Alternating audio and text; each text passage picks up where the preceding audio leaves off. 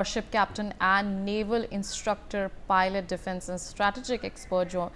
Thank you so much for joining us on the telecast. Now, we have seen that Prime Minister Modi has inaugurated the Pamban Bridge. It's a major engineering marvel that we have witnessed. And in terms of the strategic position of this Pamban Bridge, how do you think that this will boost revenue and boost tourism and generate revenue?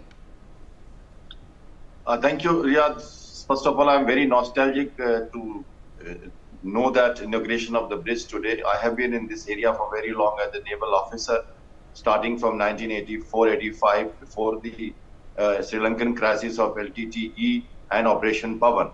And I've stayed in Rameswaram for almost 2 years and have been on this bridge for many times, the old bridge which is going to be demolished. The main bridge is strategically important because it actually connects the main Ramnathpuram, Ramnath district to the Rameswaram, that is our Dakshin ki Kashi, as we were just talking about, and a tourist place and one of the dham for the Hindu pilgrimage. And thereafter, we have just few kilometers away is the Sri Lanka, which is our international waters in between, and where we have the island and the Kachativu Islands and fishermen activities. So see, in 1874, when the English people decided to connect up this bridge, it was basically a maritime route to Sri Lanka, and for the navigation, for the trade, commerce, and for connecting the mainland of India to Sri Lanka, it was important. So therefore, strategic importance of this bridge is very, very much there. And this sea lift, vertical opening up of the bridge, it was earlier also there for the previous bridge, but not in so cantilever structure. The present one, with a 12.5 meter above the sea level.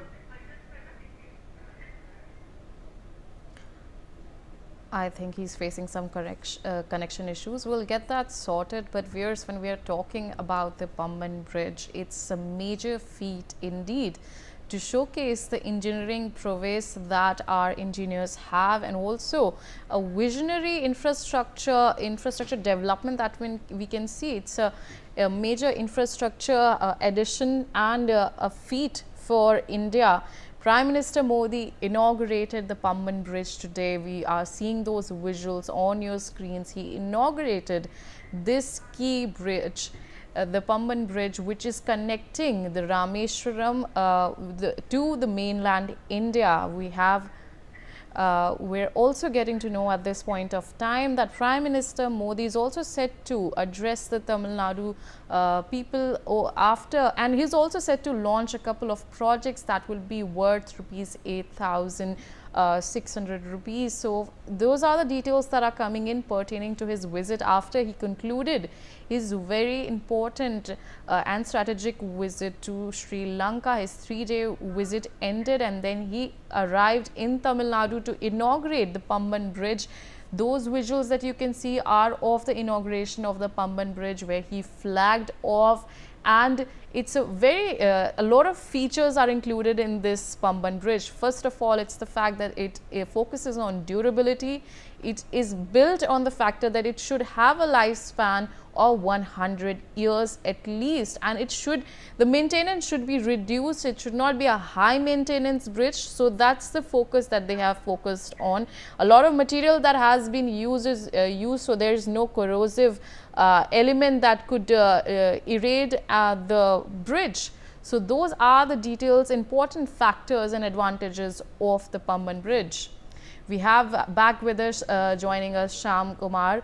Shyam, in terms of when we were talking about the key features of this Pamban Bridge and the strategic importance of this bridge, when we're talking about this bridge, it went through a lot of loopholes. It went through a lot of challenges that other bridges had to overcome.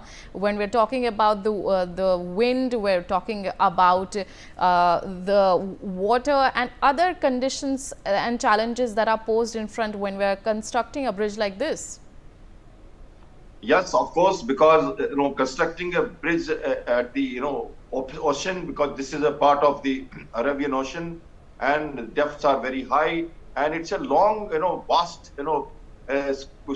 place for the to develop. And it's a channel So therefore, the wind velocity at times picks up very much high. When people cross through this bridge, they get the feel of the wind, blowing across the railway tracks. You see, we cannot forget in 1964 we had a very bad accident at Dhanushkodi where we had a full train swept away due to the cyclone and the winds, and thereafter we could not make any railway line connections in Dhanushkodi, which is closer to Rameswaram. So therefore, obviously, this is an engineering marvel when we have prepared almost 145 piers at the distance of 220 feet, and where we have now 2 tracks of railway and sufficient height of 12.5 meters for bigger ships to pass below the bridge when there is a requirement. It can be opened and it can be closed so that the ships can also pass. So it is a engineering marvel for the railway track and as well as also for the maritime navigation purpose both, and obviously meant for a long-standing future, almost 100-year plus with very less mortality, as you said. So therefore, in the technological advancement, we can see the India has actually produced to the world a very, very important and strategic bridge, which was very much a necessity. The old bridge will still be there. I think it will be demolished because you don't need this bridge. It cannot be repaired. However, again, there will be a challenge of removing the rakes, the debris of this broken bridge, because we cannot leave the debris at sea because the ships have to pass through. We have to maintain the sufficient depth in the channel. Therefore, this will also come up as a challenge. So the new bridge, old bridge, both have been a great challenge for the engineers, for the Indian government and the people. Tamil Nadu people have been very, very cooperative. They have supported it so much. And now we see this connectivity making us to Rameswaram from mainland and to Sri Lanka through the small route of Talai Manar area. I think with this, the Tamil Nadu Tamil people who are overseas in Sri Lanka under the United Sri Lanka are going to get a indirect support for them, because the fishermen across both the countries keep exchanging their cultural ties. They keep meeting each other, and many of the relatives stay both sides of the island. So therefore, actually, Sri Lanka is another nation, but it is almost there for us as a brother nation, without whom, or without the cultural ties, without the navigational facilities, and without the connectivity, the survival is at stake. Now, we are mutually required for each other, and therefore, Indian government's policy towards Sri Lanka has been very cordial. Our Prime Minister has just concluded the visit before coming to Rameswaram, and many ties have been found during this 3-day visit. We all are aware of this defense, coal project for the Trincomalee Harbour, Buddhism tourism, etc. Many cultural ties, and Indian government, even across the party lines, Sri Lanka has been supporting India as in the big brother role of the regional stability. And now I think we have revived our ties much better. We are going to have maritime surveillance together. We are going to have trade and commerce rising. The loans are still increasing. We are going to lower the interest rates for them. We have supported them in last 2 years of crisis. New government is firmly girded into the place. Within the constraints and limitations, India and Sri Lanka are growing fast, and no adversity, any adversity of other countries they're trying to make mileage into this territory of Sri Lanka is going to be permitted, as confirmed by the President of Sri Lanka. So it's a good news for us, I think.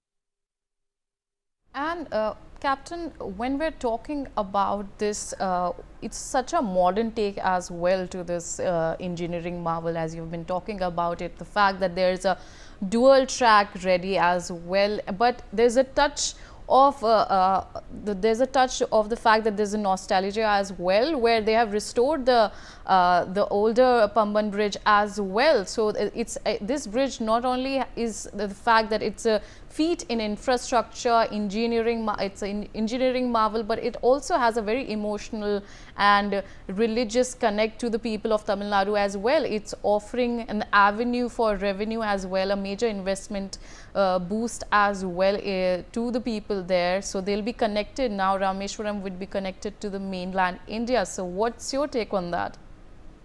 My take, first of all, my memory to this place in 1986-87, when I was in Rameswaram, posted there for the surveillance and patrolling. We used to be the Ramanathpuram has a airstrip now, the air base now, naval air base. They're fully commissioned. Those days we had a mango tree which used to sit there under that, do the briefing. We had a fisheries CMFRI fishing center for marine fishing and research institute, where we had a guest house. Every day we used to travel across this bridge and go and carry out our surveillance in the area around the Sri Lanka and India, because of certain conflicts and requirements at that moment of time. And I used to sometime in the evening personally go and just stand with my vehicle and stand there into the middle of the bridge and took the breeze and looked at the sunset and the engineering marvel that the old bridge itself gave.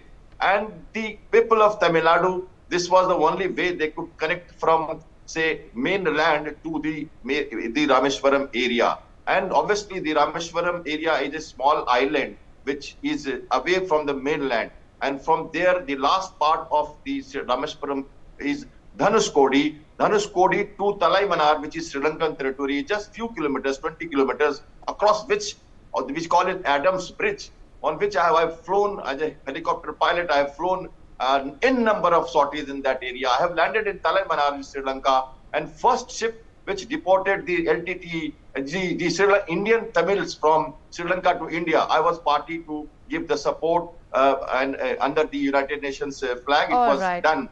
So that is also... All right, Captain Shyam Kumar. Thank you so much for joining us on the telecast and sharing your insights on that. Moving on to some other news coming in, DGBSF have reached Jammu before the visit of Home Minister